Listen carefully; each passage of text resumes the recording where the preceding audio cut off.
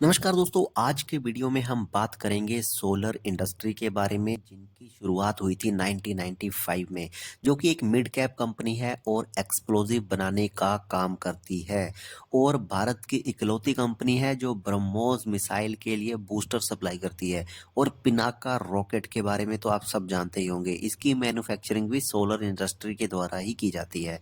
Solar industry 2010 में defence sector के साथ जुड़ी थी। 2010 से अब तक सोलर इंडस्ट्री इंडियन आर्मी को पिनाका रॉकेट, ब्रह्मोस मिसाइल्स और इंडस्ट्रियल माइनिंग पर्पज से ये इंडस्ट्रियल एक्सप्लोजिव सप्लाई करती है। तो आज की वीडियो में हम डिस्कस करेंगे कंपनी का detail business analysis, financial analysis और क्या इनकी स्ट्रेंथ है और किस टाइप के रिस्क हो सकते हैं कंपनी के लिए आने वाले टाइम में। उससे पहले अगर आपने हमारे चैनल को सब्सक्राइब नहीं किया है तो तुरंत कर लीजिए।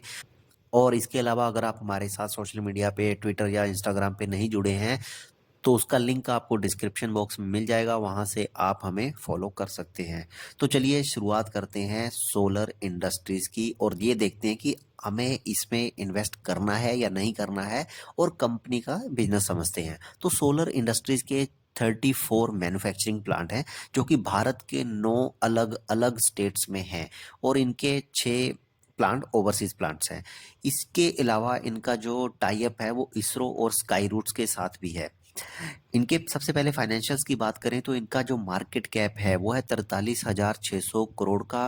करंट मार्केट प्राइस इनका सीएमपी वो चल रहा है 4,820 पे। स्टॉक पी चल रहा है 55 पे।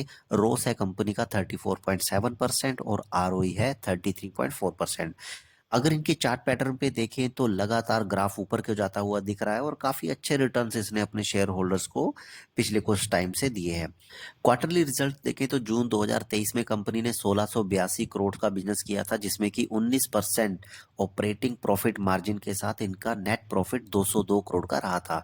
साल दर साल की बात करें तो मार्च 2023 में कंपनी ने 6,900 करोड़ का बिजनेस किया था पूरे साल में, जिसमें कि 19% ऑपरेटिंग प्रॉफिट मार्जिन के साथ 811 करोड़ का नेट प्रॉफिट इनका रहा था।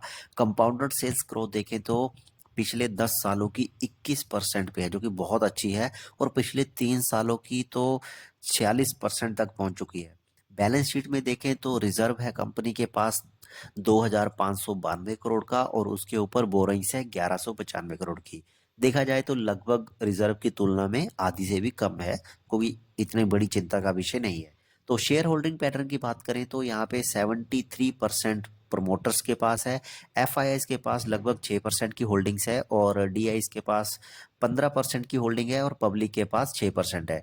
प्रमोटर होल्डिंग्स 73% है, तो ये एक कंपनी का पॉजिटिव पॉइंट्स है क्योंकि प्रमोटर्स ने अपने शेयर्स को पकड़ के रखा हुआ है, तो कहीं ना कहीं उनको अपनी कंपनी के ऊपर बहुत ज़्यादा भरोसा है। अब क्योंकि सोलर इंडस्ट्री वर्ल्ड के लीडिंग एक्सप्लोजिव इंडस्ट्रीज में है और 24% वर्ल्ड का मार्केट शेयर एक्सप्लोजिव इंडस्ट्रीज का इनके पास है। 50 से भी ज्यादा देशों में इनकी प्रेजेंस है।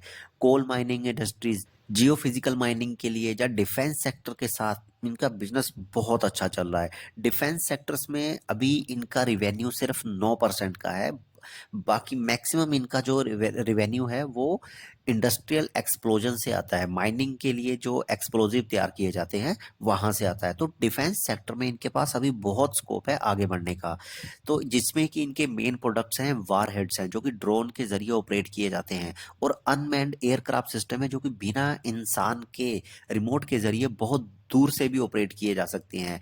बाकी ग्रेनेड्स हैं, बुलेट्स हैं, रॉकेट्स हैं, टॉर्पिडोज हैं जो कि सबमरीन और शिप्स में इस्तेमाल होते हैं। ये सब ये कंपनी मैन्युफैक्चर करती है।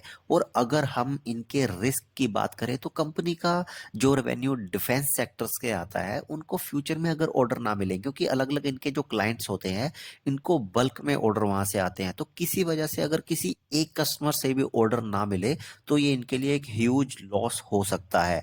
और दूसरा, डिफेंस सेक्टर में अगर टेक्नोलॉजी चेंज की वजह से कल को अगर इनके इक्विपमेंट में किसी तरह का चेंजेस आए तो इनके लिए वो भी एक प्रॉब्लम हो सकती है, क्योंकि ये प्राइवेट कंपनी है। कल को अगर गवर्नमेंट कोई नया रूल लेकर के आती है, पॉलिसी चेंज होती किसी तरह की, तो भी इनके लिए ये प्रॉब्लम हो सकती है। बाकी अगर इनके फ्यूचर ग्रोथ की बात करें तो क्योंकि डिफेंस सेक्टर में है तो आने वाले टाइम में भारत जिस हिसाब से अपने डिफेंस बजट को बढ़ा रहा है और काफ़ी अच्छा ग्रोथ हमें यहाँ पे देखने को मिल सकता है। मेक इन इंडिया और आत्मनिर्भर भारत के तहत इनको अच्छा रेवेन्यू जनरेट करने में मदद मिल सकती है। और इंडिया जिस हिसाब से अपना इम्पोर्ट जो है वो कम कर रहा है और एक्सपोर्ट बढ़ा रहा है, तो ये इनके लिए बहुत ही एक अच्छा पॉइंट है। तो हमारे हिसाब से कंपनी बहुत अच्छी है, फ्यूचर में मल्टी बैगर रिजल्ट्स हमें इसमें देखने को मिल सकते हैं। तो लॉन्ग टर्म के लिए इसमें इन्वेस्ट किया जा सकता है, एक पोर्टफोलियो टाइप का ये स्टॉक है। तो ये थी दोस्तों आज की चर्चा सोलर इंडस्ट्रीज के ऊपर। मिलते हैं किसी नेक्स्ट वीडियो में किसी नए बिजनेस के साथ।